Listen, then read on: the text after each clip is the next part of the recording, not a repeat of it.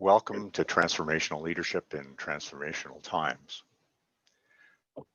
It's a series of free webinars with top executives who are leading transformational change in themselves, their teams, and their organization. My name's Jeff Swinnell, and I'm here with my friend and colleague, Mark Vandenine, the founder of Being at Full Potential, and Laura Saldivar Luna, the Chief People Officer at Teach for America. I'm really excited to have the opportunity to talk with Laura about the transformational journey she's been on at Teach for America over the last 2 years. But before we dive in, I'd like to take a few moments to ask everyone to please use the chat to say where you're from and what organization you represent, if you'd like, so that we can all see who's here. In keeping with Being at Full Potential's focus on the inner dimensions of transformational change, I wonder if you'd please lead us all in a brief recentering. I would love to. Thank you very much, Jeff, and welcome everyone. It's a pleasure to see all of you, and hopefully we'll have a few more people join as we go along. Also, thank you very much, Laura, for joining us today. Great pleasure having you on this webinar series. So let's take a moment, again, just to get comfortable, to sit back, to put aside anything that you may have been preoccupied with before, just so we can come present to this moment, this next hour. And let us also just reground ourselves in the intention of this webinar series. And the intention being to share some of the amazing stories of transformational leaders that we have been fortunate to meet over the last couple of years, and to meet and to support and to work with, and to be able to share and to shine light on these stories that I think are inspirational to all of us.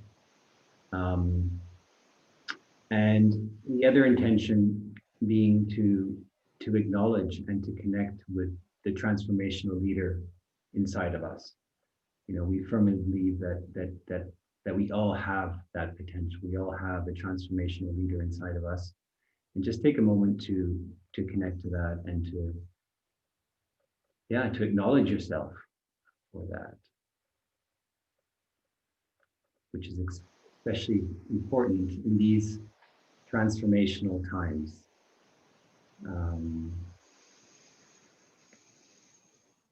Thank you. Now I would like to take a moment to introduce dear friend Laura, who I think met for the first time a bit more than 2 years ago. And normally we meet our clients through word of mouth or through connections here or there, but this time it was something a bit more mysterious and magical that brought us together. It was one day we received an email from Laura, and I would like to just read a little part of that email as a way to introduce her. So, my name is Laura Saldivar Luna. I work for an organization, an American education organization called Teach for America, which is a partner organization in the global network Teach for All. In January 2019, I will formally take on the role of Chief People Officer for my organization. We have approximately 1,800 employees who are responsible for delivering programmatic impact to 60,000 plus members of our leadership network. I'm using the next few months of 2018 to prepare myself for this new role. In my reading and writing this evening, I stumbled upon your website as I was searching for methodologies for measuring human potential. I'm very interested in learning more about your frameworks, methodology, and services. A little about me. I currently work as an executive director of one of our regional sites located in the city where I grew up, San Antonio, Texas. I just came off a couple of weeks of intensive training in a methodology for executive reinvention that focuses on an ontological approach to pursuing transformation. I'm currently fascinated with how we as leaders must be grounded in who we are being, as opposed to our normal approach of focusing on the doing. I want to make this this a cornerstone of the strategy I pursue in my new role leading our people team. I will soon take on I will soon take on as Chief People Officer of Teach for America, and will be a full commitment to being a transformational leader who develops other transformational leaders. I think we might have a lot in common. I'm sharing this email because, or parts of this email, because it was one of the most significant moments for me.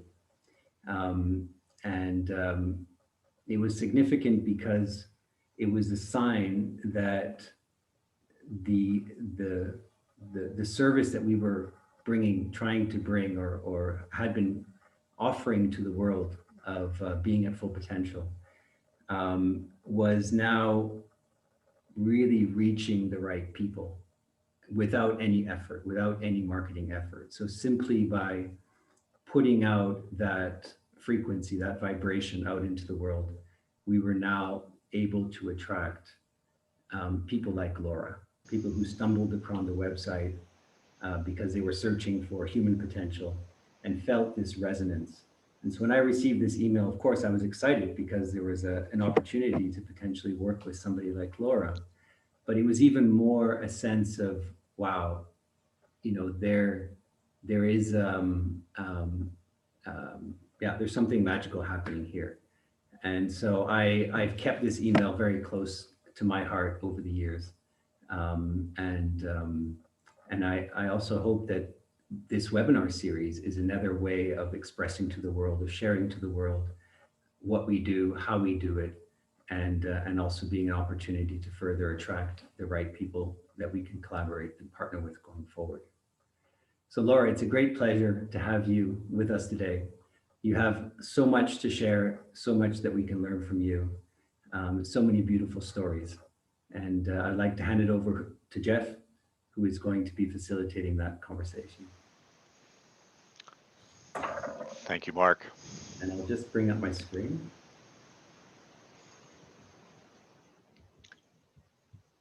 There we go. Over to you, Jeff. Yeah. Laura, I want to welcome you to your webinar. Thanks, Jeff. It's so great to be here with you again. It's been, as Mark said, over 2 years since we first worked together. And I wonder, to give our participants today a tangible sense of your journey, if you'd share some of the defining moments for you and TFA on this journey of yours. Sure. Well, thank you, Jeff, and thank you, Mark, for such a beautiful and authentic introduction. Holding the space in the eye of the storm was the card that I picked at the close of our very first workshop working together. You had traveled halfway across the world because of that email that I sent you. So just a couple months after that email, you and Jeff and Annalika from your team were present with me. I'd never met you in person before. You'd never met me, but somehow I think we knew that there was some kind of connection and something that we wanted to be committed to in our world. And working towards it from different angles of the system has been just such a beautiful endeavor and joy of mine over the last couple of years. And I thought I would start my day, as I often do, with picking a card. And this day I had my daughter pick one. And so I'm going to pair it with the card you have on the screen. And the card that I chose, or that my daughter chose today, is Soul. And I thought I would start with just a little story about my daughter, because she has really walked a lot of this journey with me. I'm a mom to 2 children. My daughter who's 6, and my son who's 4. You might hear them in the background because, as many families are today, we are working from home and doing school from home. And so there's a lot of laughter and a lot of tears oftentimes throughout the day.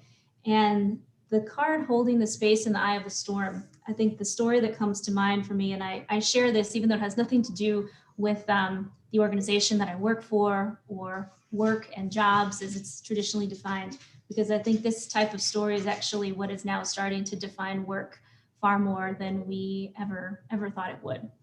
So my daughter wakes up and she is in her very first year of school.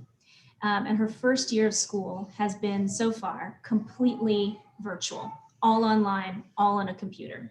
So, 5 years old, 6 years old, she has started kindergarten here in the United States.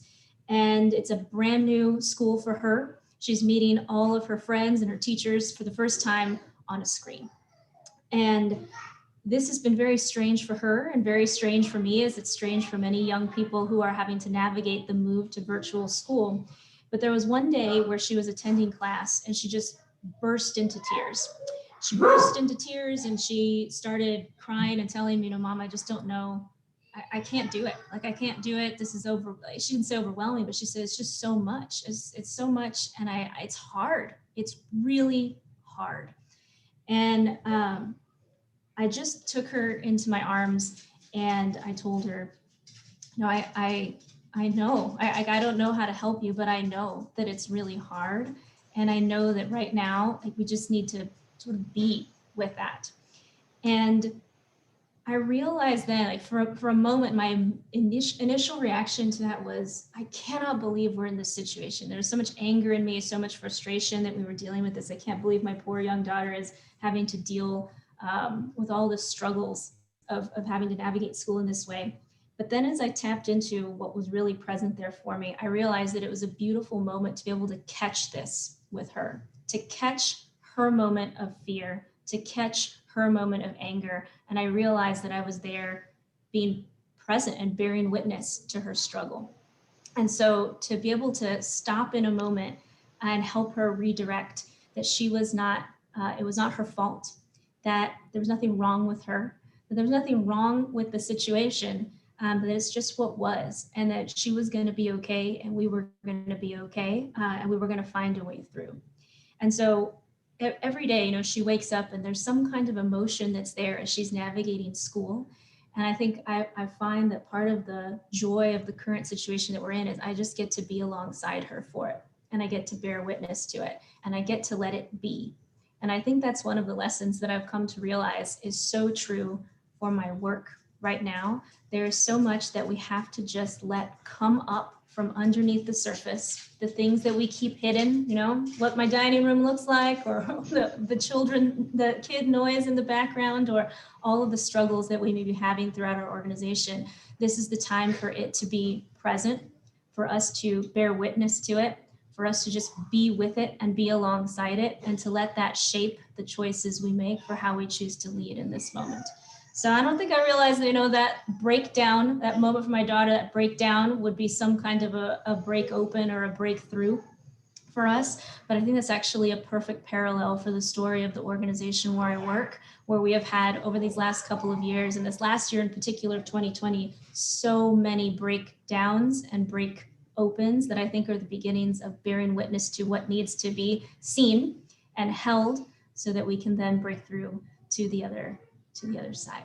So that card, paired with the little flair that my daughter often brings into my working days, that is what's present for me today, Jeff. That's beautiful. Thank you. Yeah. And accompanying that person, not only bearing witness, but they know that you're there with them, right? And somehow the challenges are halved when that happens, and the joy is doubled, I think. I think so. Yeah. I think so. I find Oh, in the work that I do now, working with people and in support of people, that's really my job for my organization. It's to care for all of the employees that work for our organization so that they can reach their fullest potential. And when they reach their fullest potential, they're able to contribute maximum impact towards the mission that we have, which is about helping our nation's young people realize their fullest potential. And so I think it's all very intertwined. What I see with my daughter, what is true for millions of kids around our country right now as we navigate this unknown world of school and education. It's in some ways I'm more proximate now to the challenges just because they are, we have to hold them differently. you have to, yeah. Mm-hmm.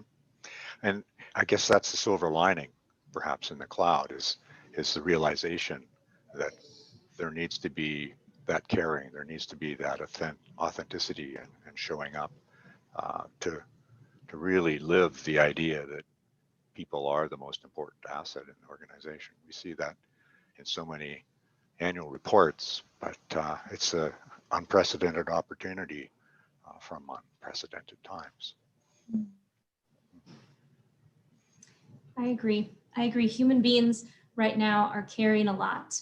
And oftentimes it's those things that people don't necessarily have language to talk about, or it's unfamiliar to be able to talk about these types of things, very unfamiliar to talk about these things in a workplace. And so I feel very grateful for the preparation and the work and the partnership with Being at Full Potential, because you all have really opened my eyes to the fact that there is room at work for all the humanity.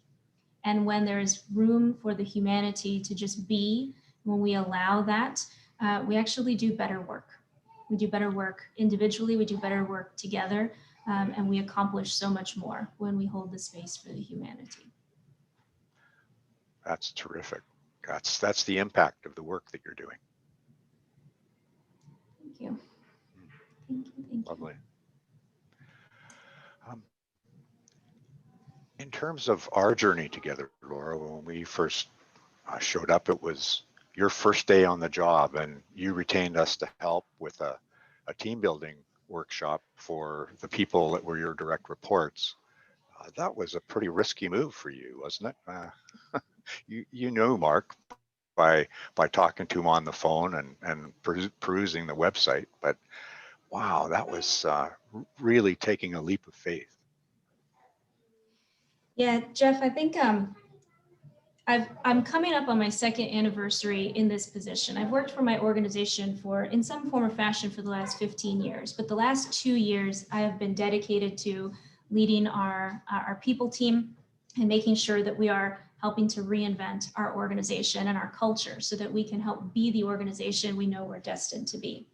And when I found you all at Being at Full Potential and I sent that email, I was in a stage of planning that I like to call my dream stage. I was not in my job yet formally. I was in the transition period, as Mark said. I was preparing myself for a few months before I formally transitioned.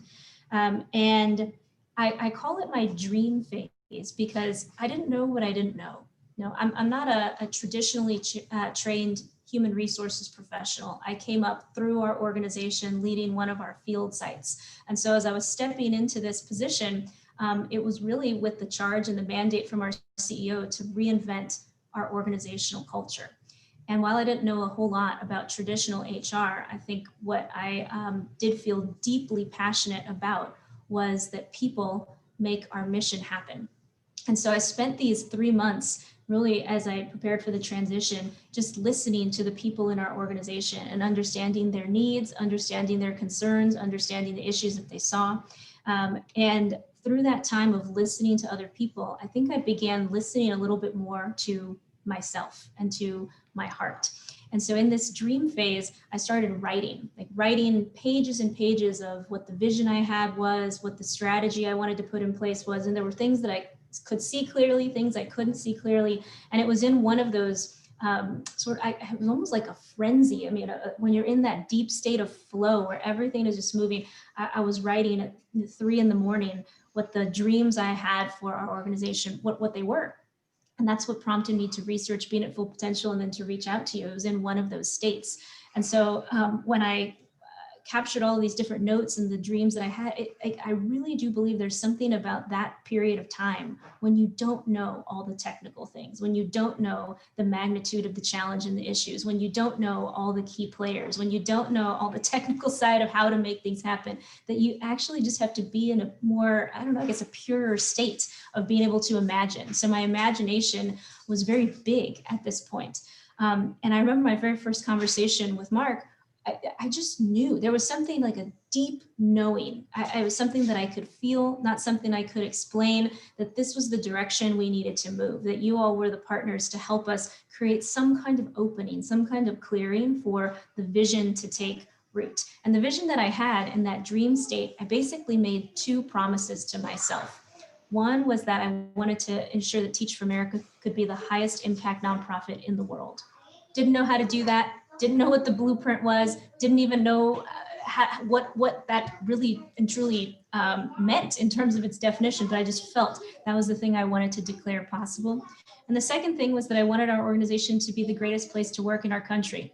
Also didn't know how to make that happen. No blueprint, did not know the step-by-step, play-by-play for how to make that come alive. But those were the dreams that I was holding on to. And I feel like every good dream starts that way. No, I don't necessarily know how you're going to make it a reality, but it's the thing that pulls you toward it.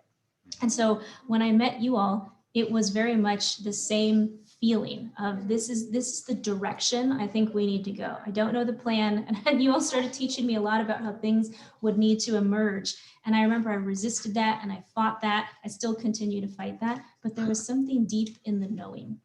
It was coming from a different place. I was just talking to my children yesterday. I said, when you listen for know your ideas, do they come from your head? Do they come from your heart? Or do they come from your gut? Because I've really come to believe that ideas can come from all those different places if we listen hard enough. So. I have the impression that your team got it in that workshop.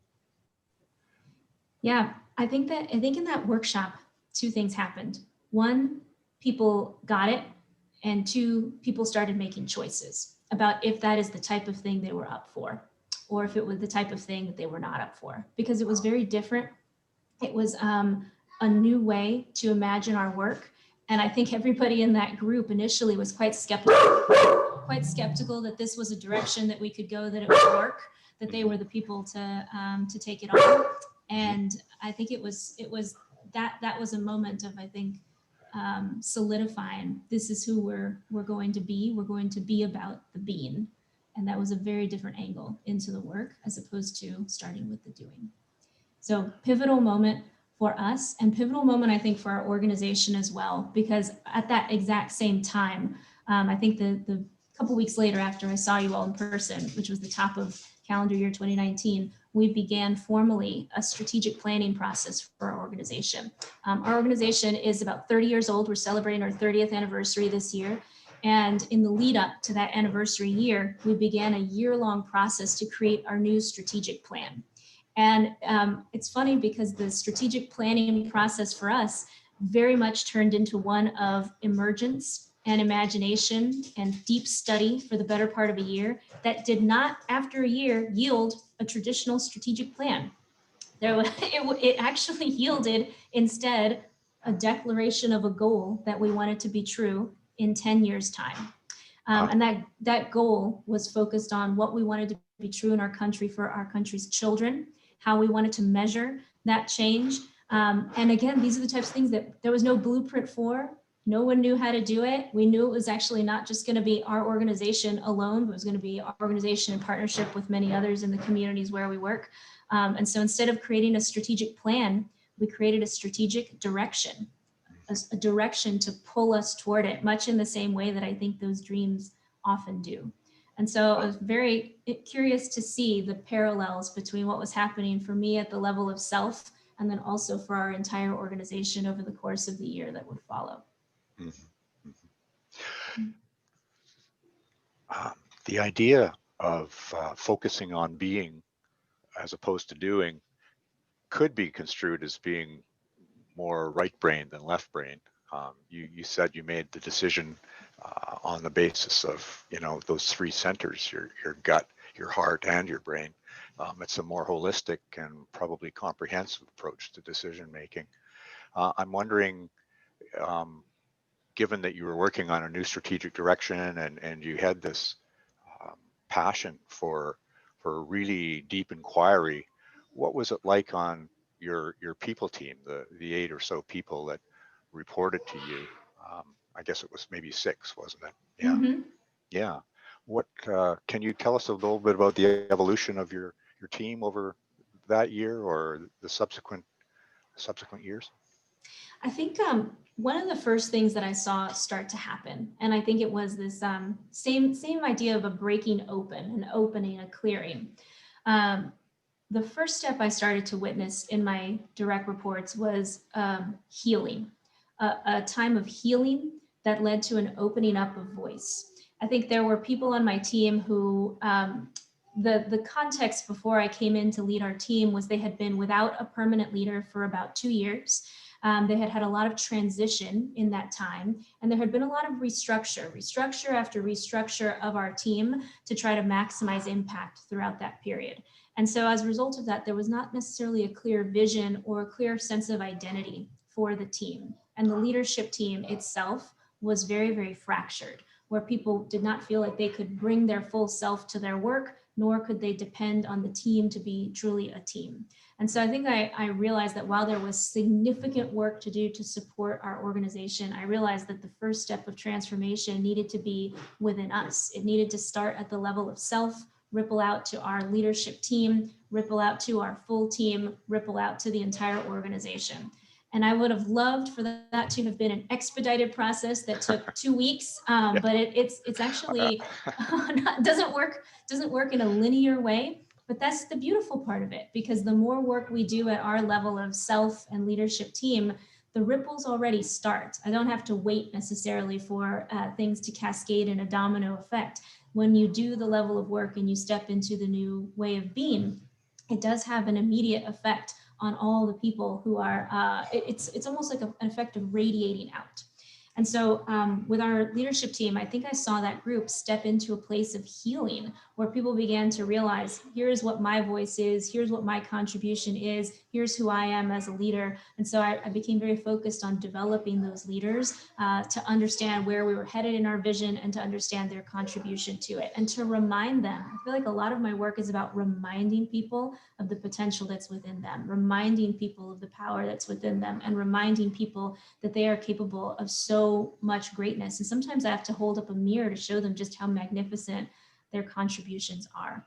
And so that is the work that then, I think step one in the healing process. And in the healing process, I began to see each member of that team take on new creativity, bringing their strengths to the work in a very different way. And that has unlocked a lot of innovation for us over the last couple of years in our work together. There did come a pretty pivotal point for us where we had to then make the courageous choice to restructure our team. And that was where I saw the team step to the next level of courage and say, okay, against all uncertainty, against many unknowns, and against many challenges, this is our moment to take the courageous step we've been preparing for the better part of about a year. And we were ready at that point. Mm-hmm.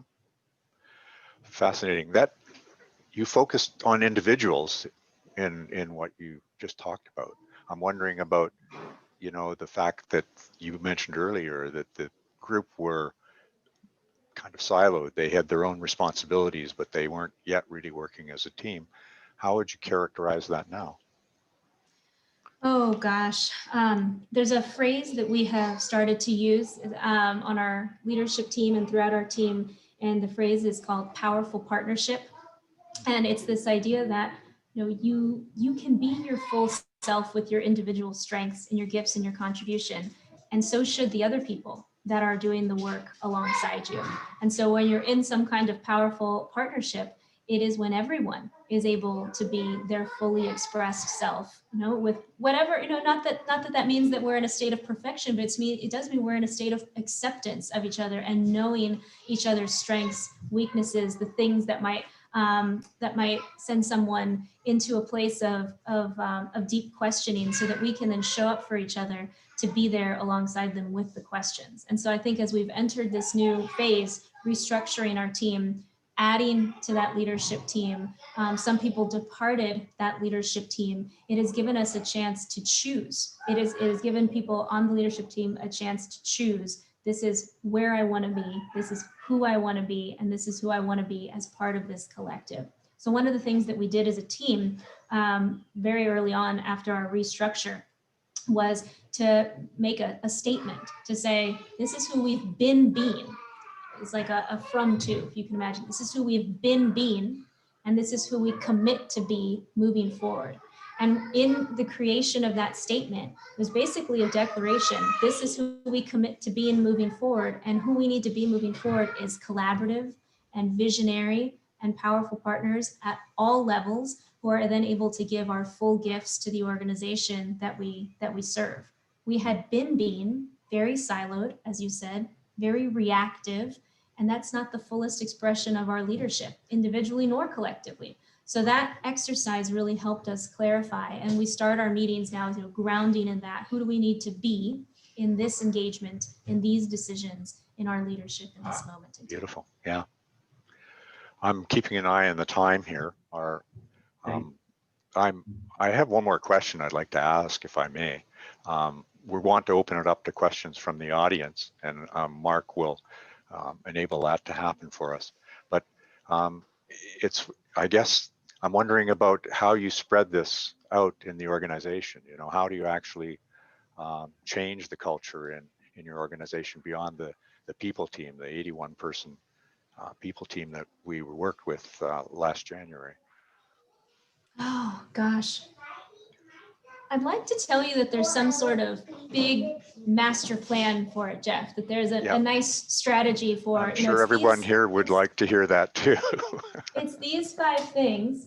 Let me welcome you to meet my little girl. This is my little girl. Hello to everybody. Yeah. Okay, I'll be right there, okay? Oh, yes. Okay.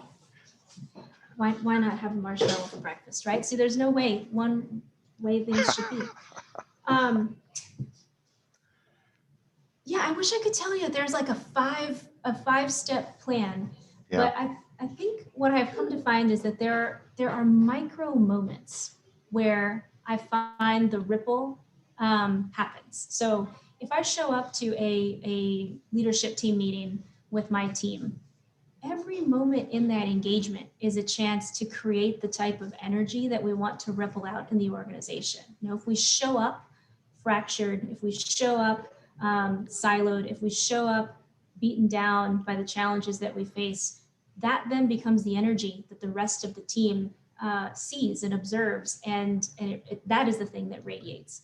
But if we make a choice to switch from that to being a collective, it's in that micro moment of the choice that we then get a different type of energy. And when we have a different energy, we get a different type of outcome, a different type of collaboration, a different type of creativity, a different type of energy. So I think I find, like, while initially I was searching for, well, it's these 3 things and it's in this way and it's this macro way of leading, I actually find that I think it's in the micro moments a bit more.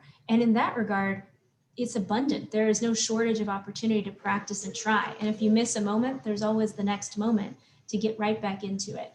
And so I think I find, you know, at the level of self, at the level of group and engagement and partnership, and at the level of design of the system, the energy is the same across all of those different dimensions, whether we're building a solution for the system, for all of the employees that we serve, or a solution for our immediate group, or a solution at the level of self. It's that same type of energy in the micro moments of making a choice. I think one choice I did make that has turned into a strategy is I've decided to document this journey in a very public way. So one of the things that I do is I basically write almost daily for our employees, know what this journey of organizational reinvention looks like and what it means for me at the level of self and leadership, what it means for us and some of the decisions that we're making as a senior team. And that opening up of the journey, I think, has come to be, while it wasn't a known strategy to me at the outset, has come to be something I've realized there are many lessons to mine. Because when you make the journey public and you open it up and you welcome other people into it, which means welcoming people into the struggle, people can connect to that in a different way, and you begin to share in and partner with others based on that shared, the shared struggle, the shared pursuit of our shared humanity. The shared journey. Mm-hmm. Thank you. Thank you. Mark, would you like to? Wonderful. Thank you so much, Laura. Thank you, Jeff. Some beautiful nuggets being shared here, and I'm sure that some of the people on the call would love to hear more or have maybe some specific questions that they would like to ask. So now would be the time. Please raise your hand like last time if you would like me to unmute you, and then you can ask us directly. Or if you prefer to write it in the chat, that is also possible. Yeah.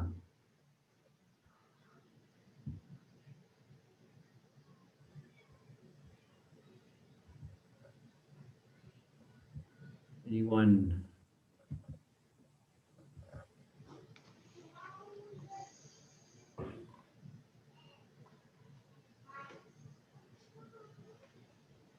No, here we go.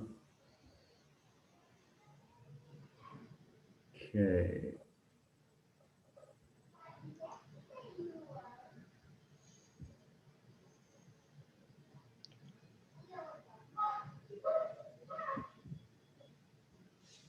Annalika, Yes. hello. Hello. Hello, hello. Am I visible on the?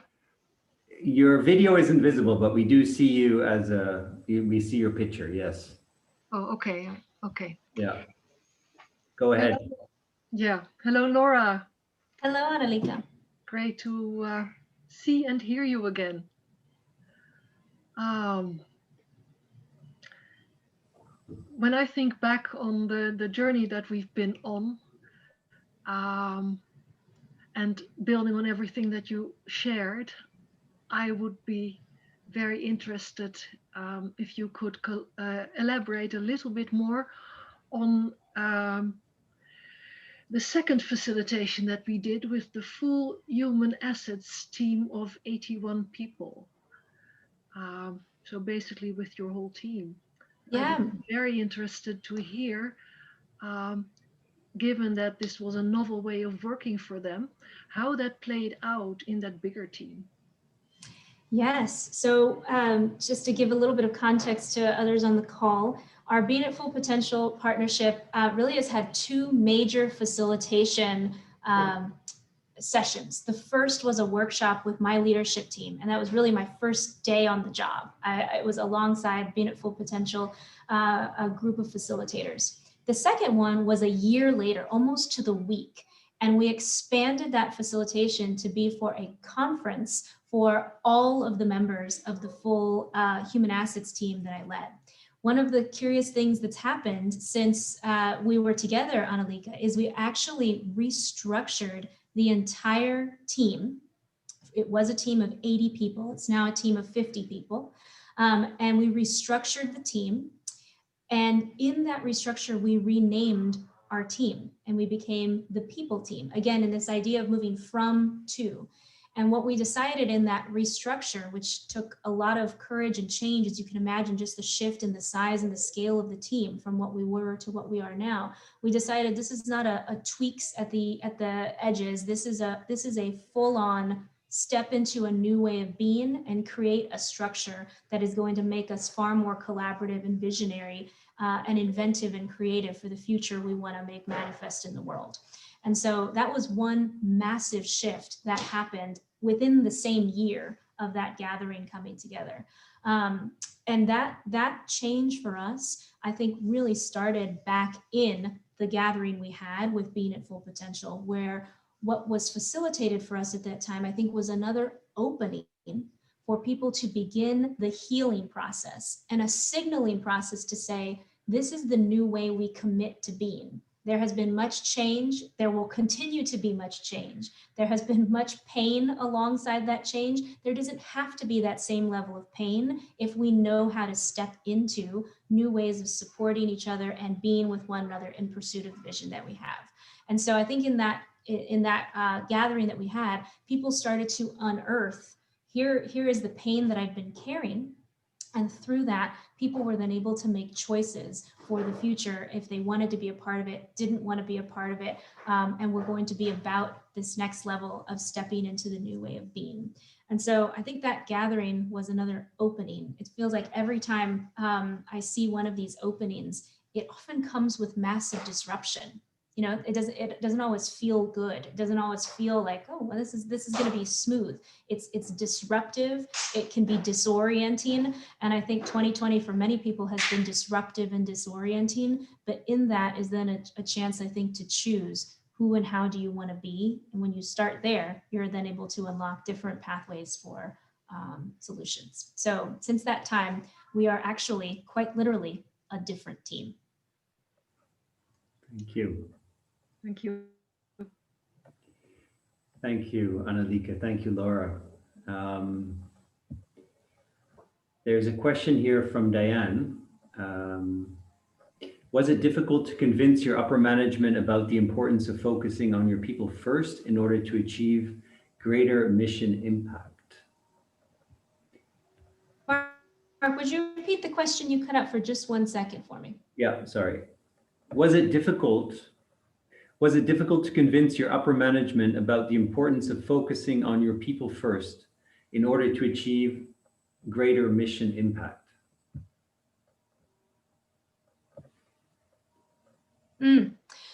This is something I think about quite often because my CEO, who is wonderful, I'm able to I sit on our senior management team. So in many ways, I feel like I am a translator of, this is what the people are saying. This is what our senior upper management is saying, because I'm in both worlds and I'm able to hear the needs. And so part of my work is in some ways, I think, standing in the middle and holding both things to be true, where people might see things very differently depending on their angle of the system. And so my CEO, like many CEOs, I think is very squarely focused on delivering on the promise we have as an organization. For us, it is to serve children. It is to do that by developing leaders who will change the education system, who will make that their personal mission. And so our charge as an organization is to find, grow, and develop those leaders who will do that work. And so our CEO, I think what I've come to realize is there are moments where I think we butt heads, where I am saying, here, I think we need to stand in a new way of being. And she believes the same thing, but she wants to see the evidence of what that will do. She wants to see the action. She wants to see the impact. She wants to see the return on the investment in that. And she wants to see it now because our children need us to show up now. She, like all good CEOs, she has her eye on the future, her eye on the present, and her eye on the big picture. And so there are moments where if I can't speak into where she is listening from, we will butt heads and there will be resistance because it sounds like we're saying different things. But if I can speak into where she is listening from, what will the impact of this be? How will this affect children? If I can speak that language, I'm able to then catch her and catch her as a powerful partner in the whole. So I'll give you an example of that. Wow.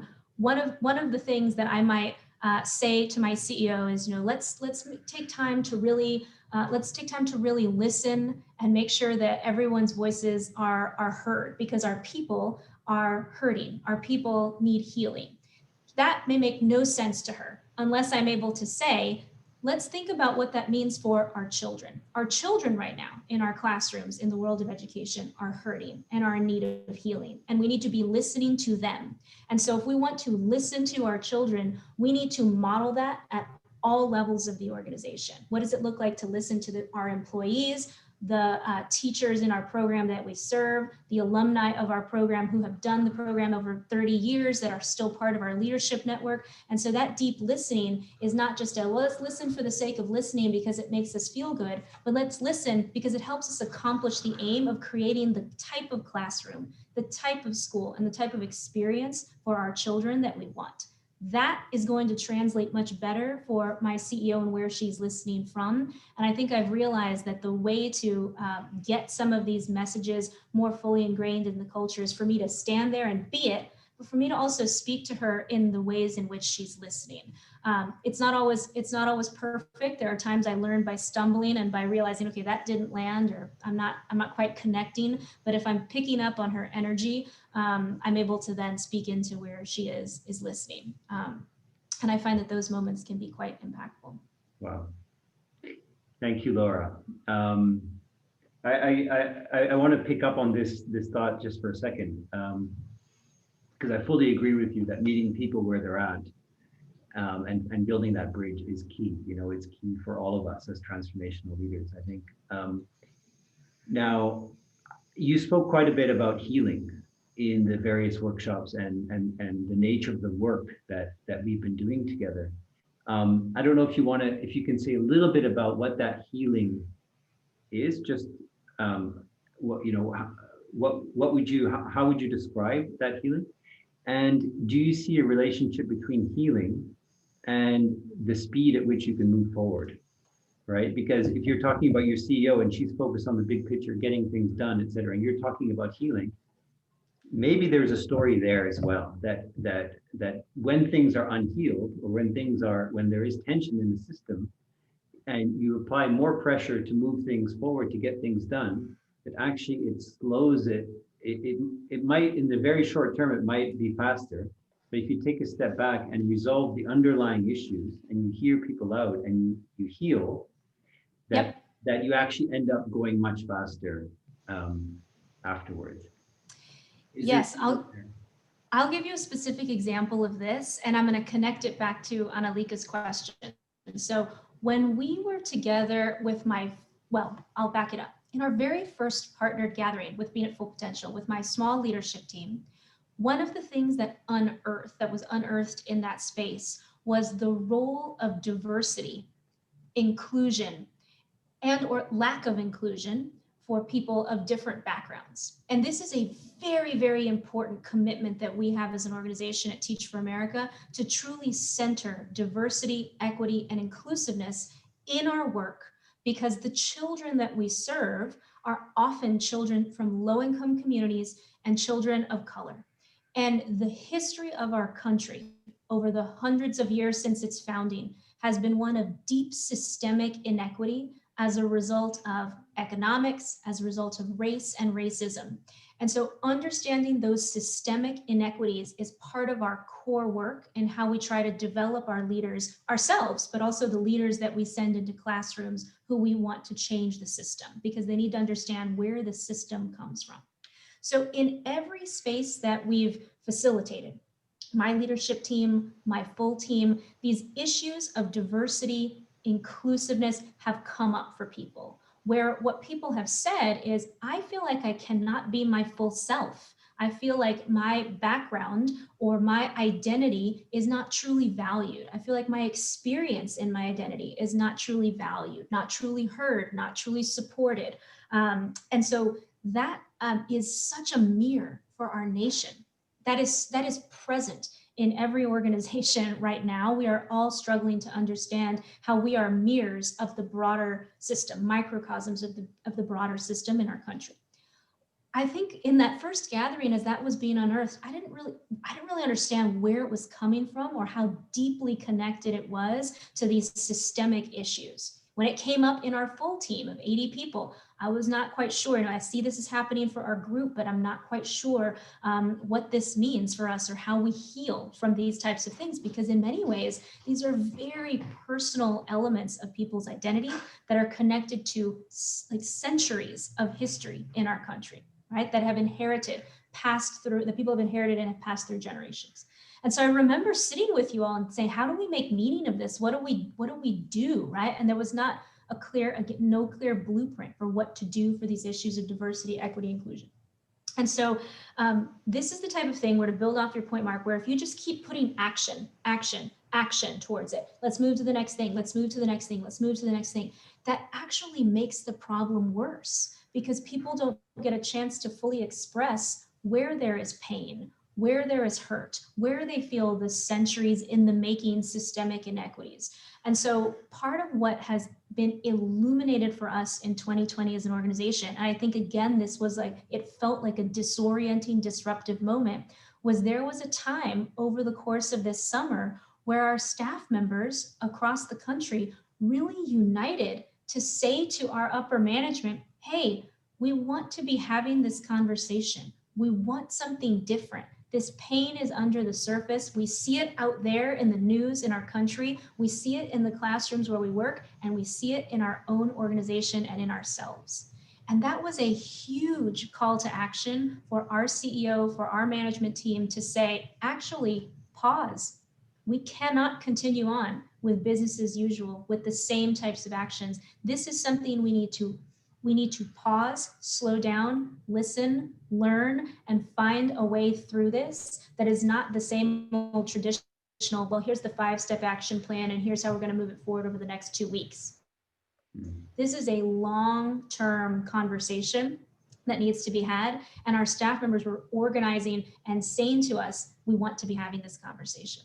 And so I think this is just another example of what I saw happening at the level of my leadership team, what I saw happening at the level of our broader team.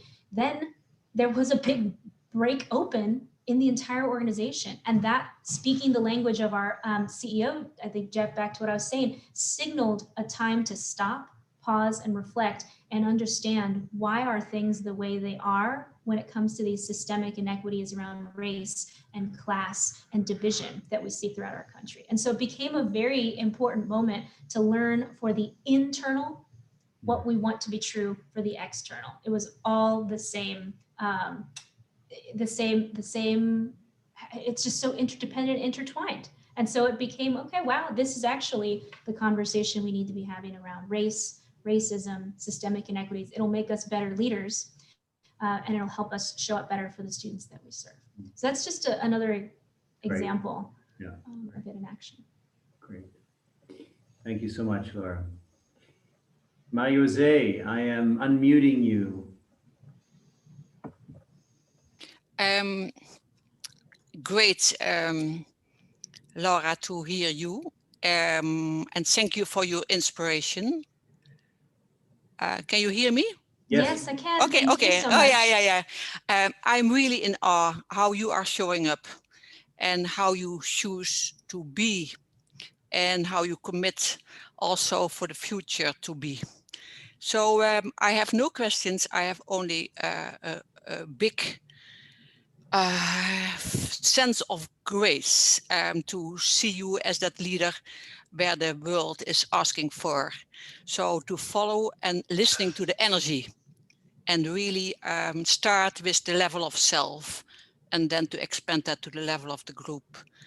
And each time to opening up and welcome each day again to welcome others in that level of the unknown and discovering new things to be born. So thank you so much for showing up.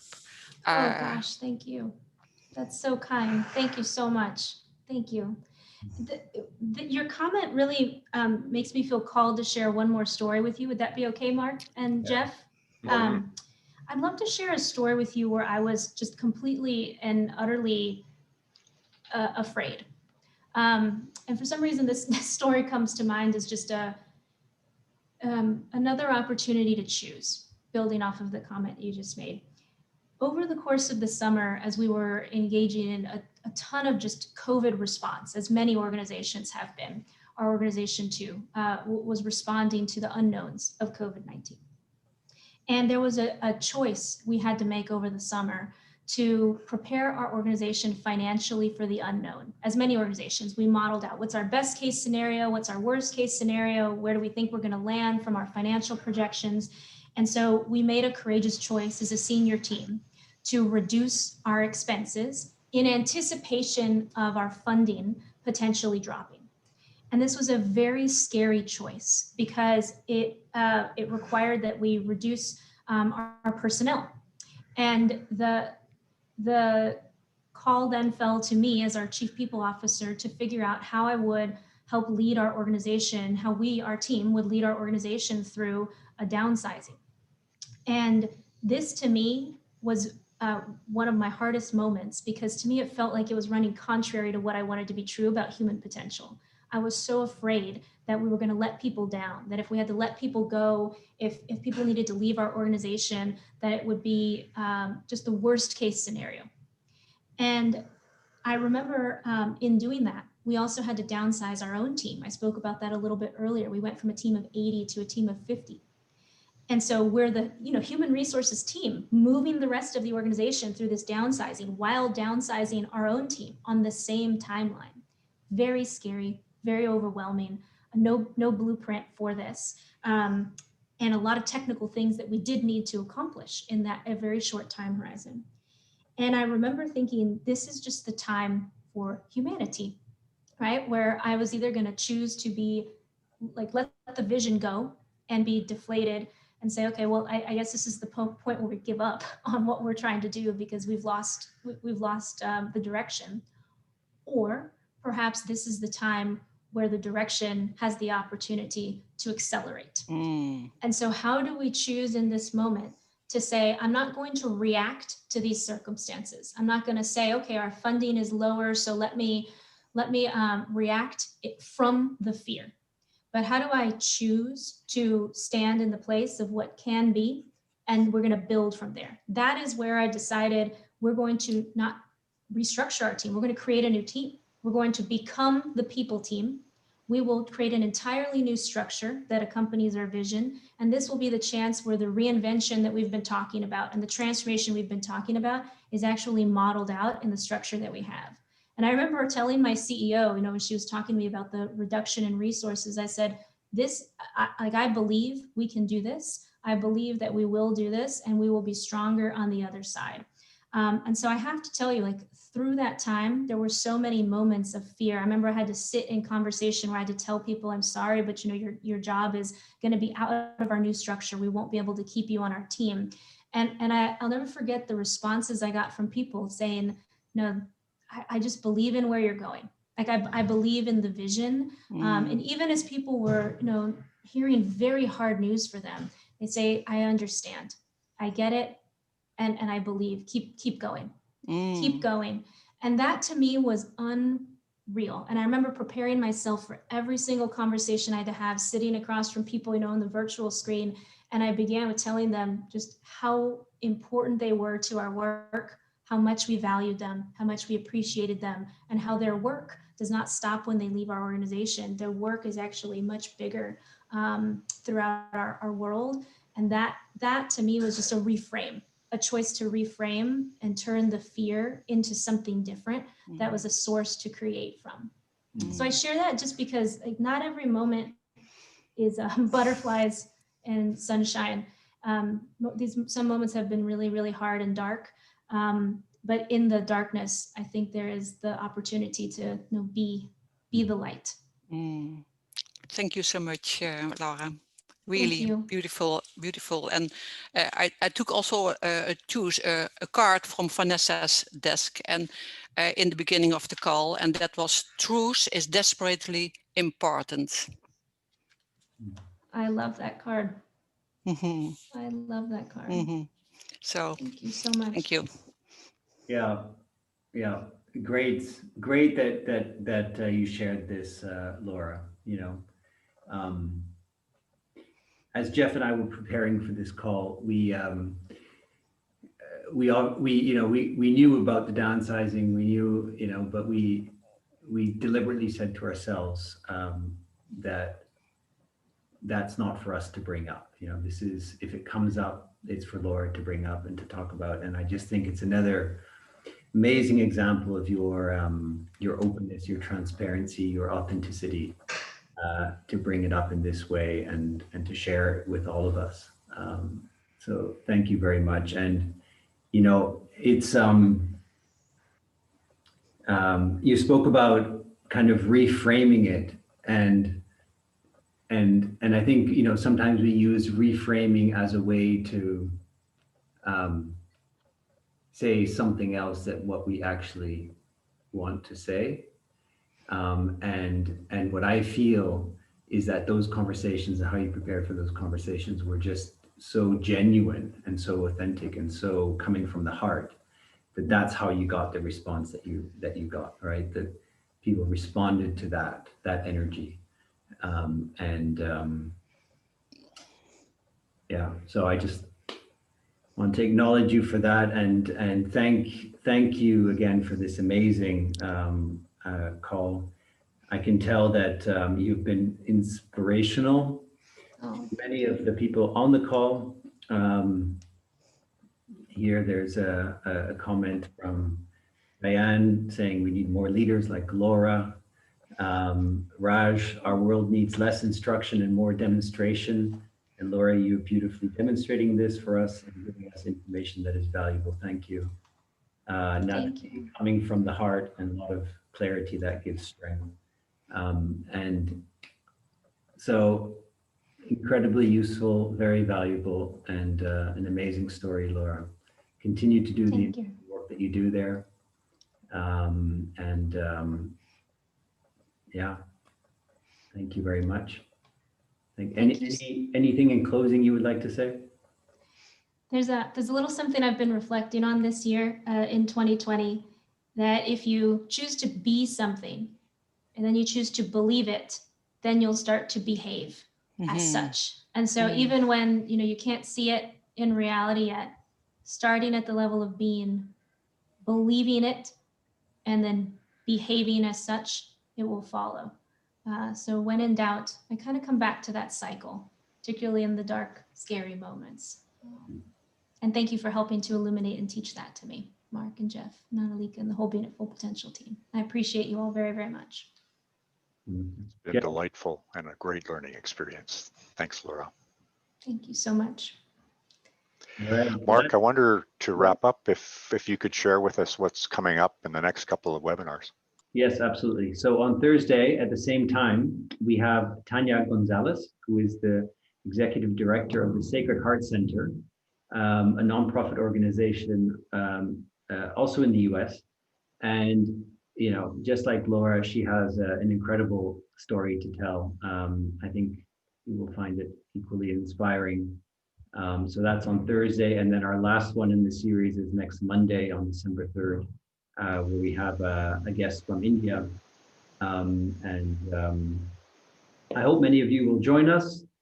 And yes, until the next time, thank you. Thank you. Thank you so much. Bye, everyone.